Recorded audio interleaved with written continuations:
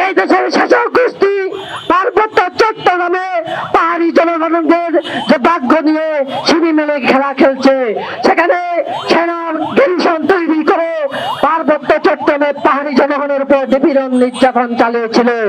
এই নিপীড়ন নির্যাতন এখনো পর্যন্ত অব্যাহত রয়েছে। আমরা জানি গত 24শে জুলাই গণ অভ্যুত্থান হয়েছিল, সেখানে শত শত তরুণ ছাত্ররা রক্ত দিয়েছিল। একই সাথে সে আন্দোলনে পার্বত্য চট্টগ্রামে পাহাড়ি ছাত্র পরিষদের নেতৃত্বে পার্বত্য চট্টগ্রামে ছাত্র সমাজ তারা স্বতঃস্ফূর্তভাবে অংশগ্রহণ করেছে। বন্ধুগণ, আমরা চেয়েছিলাম এই দেশের পরিস্থিতি কিছুটা হলে পরিবর্তন ঘটবে, পার্বত্য চট্টগ্রামের পরিস্থিতি কিংবা পার্বত্য চট্টগ্রামে পাহাড়ি জনগণের যে ভাগ্য কিছুটা হলেও উন্নতি ঘটবে।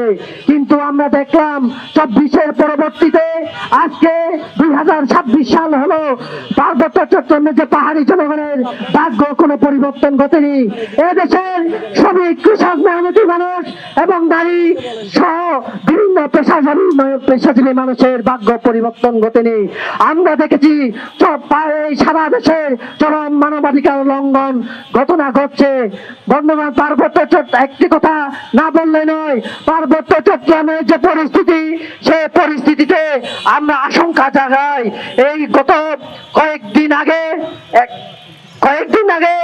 যে বিএনপি সরকারের তারেক রহমানের নেতৃত্বে যে সরকার গঠিত হলো, সেই সরকারের স্বরাষ্ট্রমন্ত্রী তিনি একটা মানবাধিকার যে সেমিনারে তিনি বক্তব্য প্রদান করেছিলেন।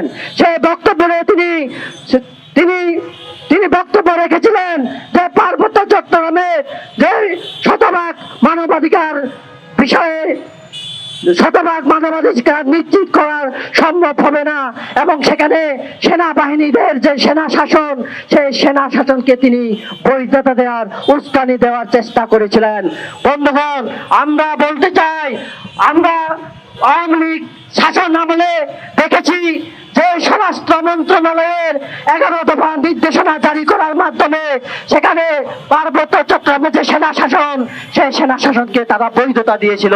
সেই সেনা শাসনের পরে যে একের পর এক বিচার বহির্ভূত হত্যাকাণ্ড ঘটেছিল, একের পর এক পাহাড়িদের ভূমি কেড়ে নেওয়া হয়েছিল, একের পর এক পাহাড়ি মাবুনের ইজ্জত কেড়ে নেওয়া হয়েছিল, পাহাড়িদের ঘর বাড়ি চালিয়ে দেওয়া হয়েছিল। বন্ধুগণ, আমরা বলতে চাই যে স্বরাষ্ট্র মন্ত্রী, আপনি যে মানবাধিকার বিষয়ে, পার্বত্য চট্টগ্রামের মানবাধিকার বিষয়ে যে বক্তব্য দিয়েছিলেন, তা অবিলম্বে প্রত্যাহার করুন।